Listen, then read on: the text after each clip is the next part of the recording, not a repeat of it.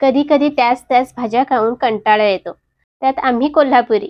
आठवड्यातून एकदा तरी नॉनव्हेजचा बेत झाल्याशिवाय तोंडाला चवच येत नाही. मग इथं शहरात दर आठवड्याला किंवा शनिवार रविवार प्रत्येक वेळेला नॉनव्हेज आणणं शक्य होत नाही. जवळपास मिळतं ते बॉयलर असतं, त्यात मजा नसते. मग असा कधी कधी झिंग्याचा बेत आखला जातो. आता आणायचे मी झिंगे बनवतच होते तर म्हटलं चला ही रेसिपी सुद्धा तुमच्यासोबत शेअर करावी. खायला अप्रतिम लागते, बनवायला सोपी आहे. पटकन सुरुवात करूया. तर इथं मी 1 वाटी झिंग घेतलेले आहेत. आता याला काही ठिकाणी सुकट म्हणतात तर काही ठिकाणी जवळा म्हणतात. याला आम्ही झिंगा म्हणतो. तुमच्याकडे याला काय म्हणतात मला कमेंट करून नक्की सांगा. आता हे जे झिंगे आहेत ते मच्छी मार्केटमध्ये मिळतात किंवा आपण ज्या ठिकाणी राहतो त्या स्थानिक ठिकाणी आठवडी बाजार जिथं भरतो तिथं सुद्धा हे झिंगे मिळतात. आता बाजारातून आणलेले हे झिंगे असेच जर ठेवले तर थोडे दिवसानंतर त्याला कुबट वास येतो किंवा त्याला कडवटपणा येतो. त्यामुळे बाजारातून आणले की हे झिंगे कढईत घालून थोडेसे गरम करून घ्यायचे.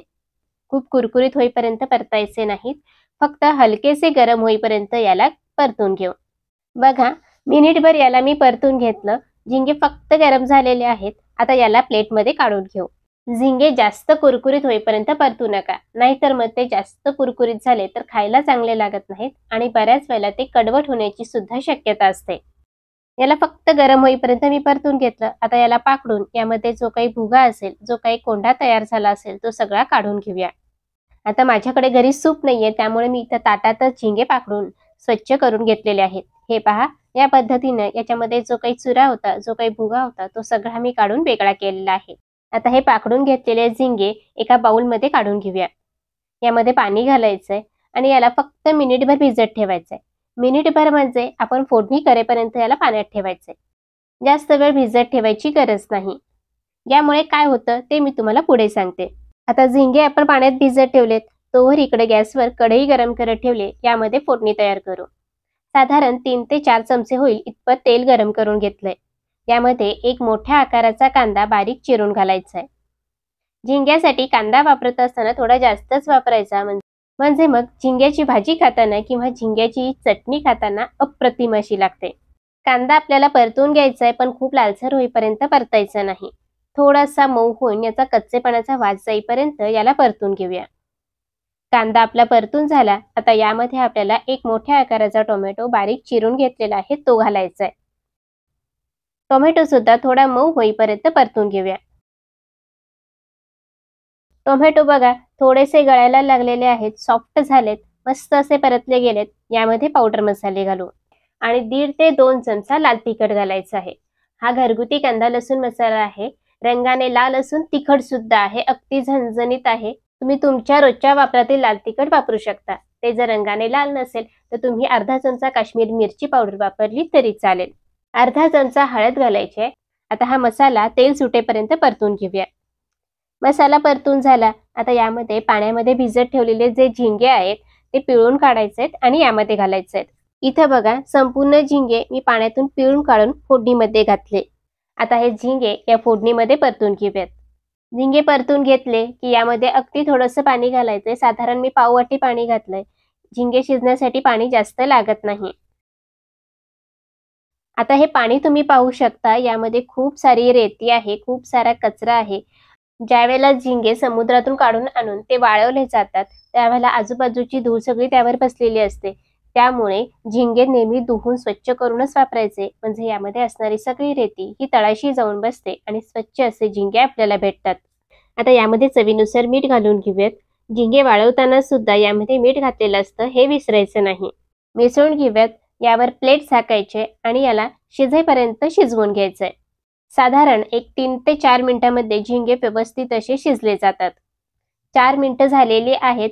मी प्लेट काढून चेक करते. तुम्ही पाहू शकता झिंग व्यवस्थित असे शिजलेले आहेत. यावर बारीक चिरलेली कोथिंबीर घालूयात. मिसळून घेऊयात.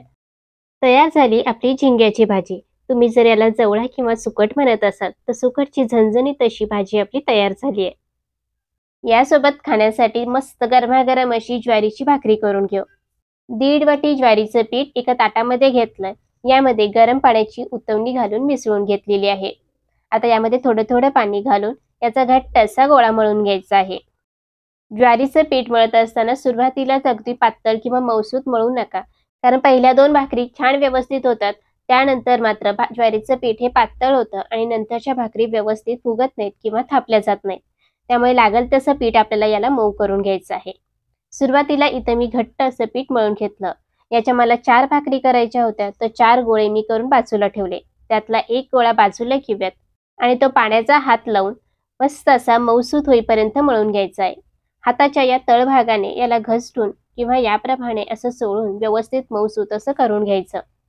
ज्वारीचं पीठ तुम्ही जितकं जास्त वेळ मळून त्याची भाकरी कराल तितकी ती मऊसूत लुसलुशीत अशी तयार होते. गोळा मळून तयार करून घेतला. पीठ मऊसूत असं तयार झालेलं आहे. आता याची भाकरी थापून घेऊ. पोळपाटवरती थोडंसं ज्वारीचं पीठ घेतलं. यावर गोळा ठेवूयात आणि हाताला सुद्धा थोडं कोरडं पीठ लावून भाकरी थापून घ्यायची आहे.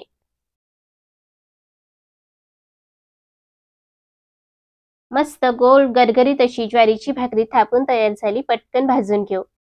भाकरी तव्यावर टाकली. आता याला वरून थोडंसं पाणी लावून घेऊ. वरचं पाणी खूप कोरडं होईपर्यंत ठेवायचं नाही. थोडंसं सुकलं की भाकरी पलटून घ्यायची.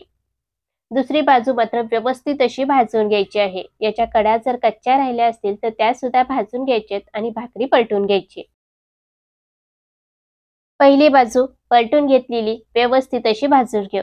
पाहू शकता मस्त टम्म अशी ज्वारीची भाकरी आपली फुगलेली आहे.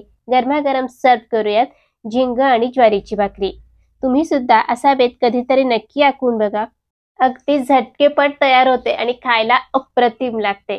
सोबत कांदा आणि टोमॅटोचं इथं मी सलाड तयार केलेलं आहे. एक मोठ्या आकाराचा कांदा पातळ चिरून घेतला. यामध्ये एक मध्यम आकाराचा टोमॅटो सुद्धा उभा कापून घेतलेला आहे. यामध्ये थोडीशी बारीक चिरलेली कोथिंबीर घालायची, थोडंसं चवीनुसार मीठ घालायचंय आणि हे सगळं टॉस करून घ्यायचं आहे.